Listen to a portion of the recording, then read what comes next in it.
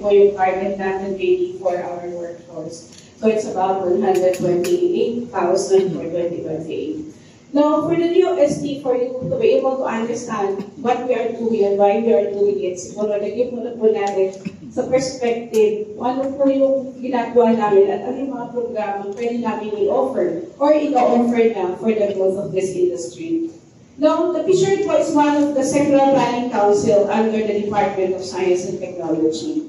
And from the very start, electronics and semicon industry is already one of its priorities. So, panahon pa nila Sir Victor Ruben when we started doing the APTC. So, nandiyan na po talaga ang semicon and electronics. Now, how do we do that? Meron po kami 5 programa na yun yung vehicle namin to help the industry. One is support for research and development. So, ito yung we needs in terms of technology that needs to be developed, technology that we need to adapt and be adept with and be competent with it. Yan po yung binibigay namin in the form of research grant. So financial or funding assistance po binibigay namin. Another big program po that we are putting much attention right now is in terms of human resource and institutional development. So in my next few slides, papakita po namin sa inyo yung iba't-ibang programa pagdating sa human resource and institution development. So when we say about, tinamin natin ito, dalawa po yung target natin. The individual itself, paano pa natin i-develop yung competence nila and skills in a particular area, and the institution in general. Kasi pagbalik ng ating mga scientists, so balik natin mga researchers, kung wala naman silang laboratory to do yung natutunan nila, sayang din naman po. So, yan yung dalawang programa na ginagawa namin. And another one right now is also we are putting much money on tech transfer and development. Kasi siyempre yung mga technology na hindi na natin kinakailangan umpisahan sa baba. We could jumpstart from what is available and we could use this vehicle. And right now we're also putting much attention on science communication. And I think it's also a good vehicle for this group to tap pagdating po sa DOST sa PSURE. So to prove to you that the sector is really part of our priority. From 2011 to 2023, we have funded 29 projects. So, iba-iba po ito, R&D, institutional development, facility surveying, and we have invested, the DOST has already invested about 894 million to this sector alone. And in terms of DOST capability building program, ito po, actually marami kami sa menu. From retool, to prosper, to expertise. But for this slide, I would like to focus on the Young Innovators Program. Kasi sabi nila to develop the workforce, although late na siguro kasi 2028 ang target natin, we also need to start them young. So, ito po yung isang vehicle namin wherein we support senior high school students to do their projects, to do their IPs na talagang dapat science content na. And may mga magaganda rin po kami dito, success story that you have heard of the one who made the We Make. Si, yung ating, I forgot his name, pero part po siya ng ating YIB program. Isang pwede din po ita to help us jumpstart everything is the Balik Scientist Program. Wala kasi siya po sa next few slides ko, pero I would like to emphasize, yung Balik Scientist Program po kasi is that kung meron po tayong kilalang experts abroad na Filipinos, we could invite them in. Before po, yung Balik Scientist Program namin are only limited to higher education institutes or even to the research and development institutes. Pero ngayon po, hindi na siya limited to that. We expanded it. Even the industry could help.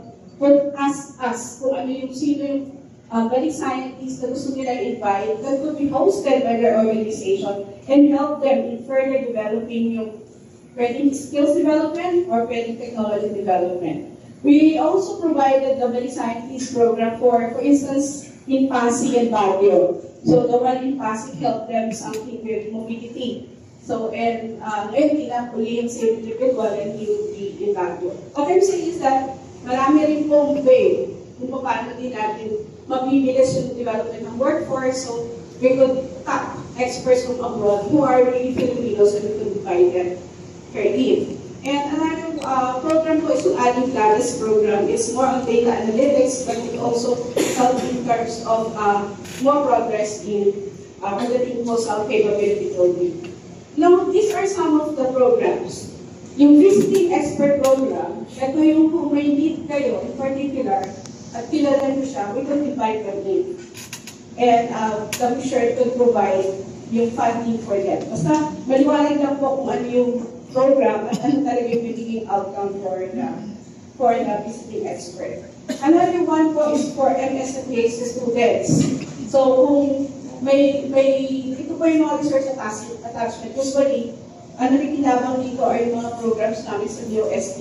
Well, halimbawa, si Dr. Dewey, meron siya isang staff doon na gusto niya further develop, pero hindi siya part ng funding ng project nila yun. Pwede mo siyang ilabas, padala mo siya somewhere, and develop that part. So yun po yung research attachment for fellowship. It's another vehicle para hindi na sa kumuha ng budget sa existing project nila yun to develop further yung expertise.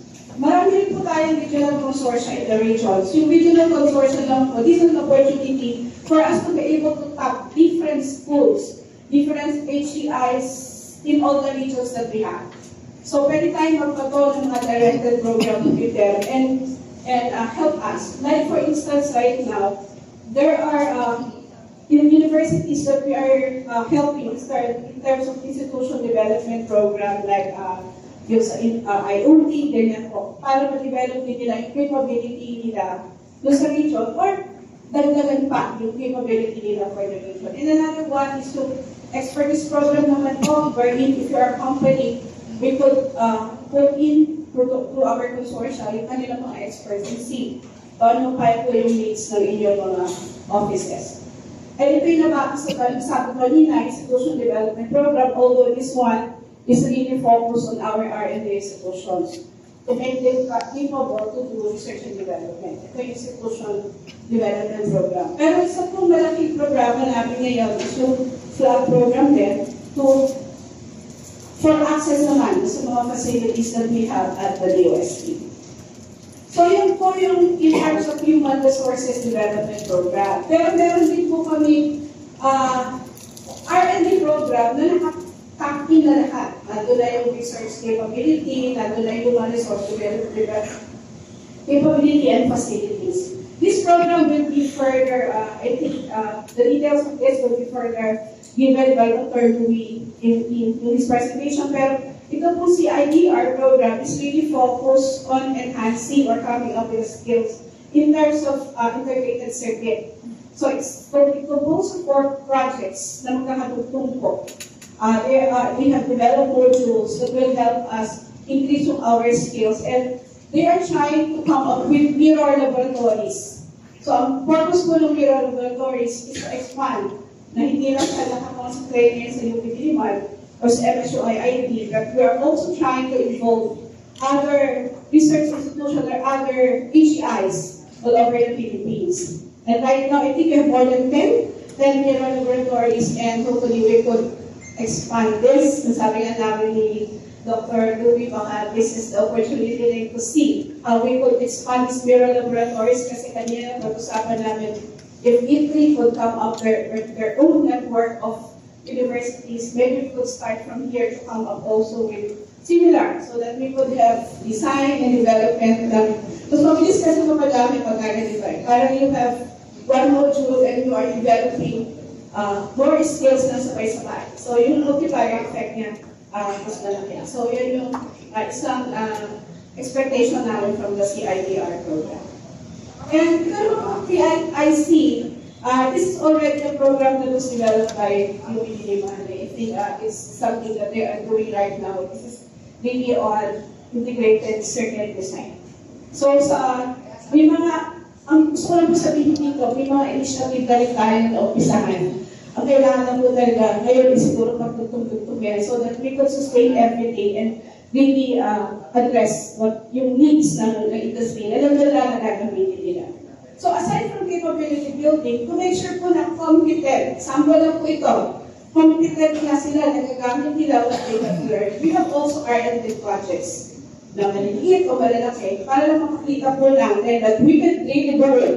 We could come up with products that are really Tatak Pinoy and Philippine made. So ito po yung mga some of the products na parang response namin mabilis just to show that we can really do it in short time. And we have also the micro IC program and the FinLab program. Now, aside from all of this, may mga facilities na rin po that are already available in the DOST system.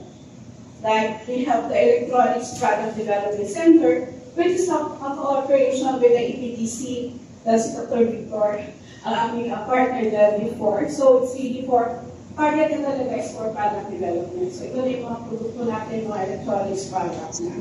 We also have the Advanced Device and Materials Testing Laboratory at ANVADEL to help us test yung mga products na meron tayo before natin po siya ipadala abroad. We also take advantage of the ANVADEL as in terms of development po ng ating mga estudyante so that they could understand kung ano po yung principle behind all of this test. Yung mga pinaka-latest po namin are the Additive Manufacturing Center. So, it's maganda rin po na mag-coordinate tayo with AMSEL and the AMERIA kasi nag-develop pa rin po sila ngayon na iba't ibang capability in terms of additive manufacturing. And if this sector can really a need for that, pwede na po natin iba to so that dadagdagan nila sa linya ng mga capability development projects that they are doing. They also have a very good cooperation with the private companies na nagagamit itong technology nila doon para nagagamit din po ng AMERIA o ng MIRDC. Okay. So,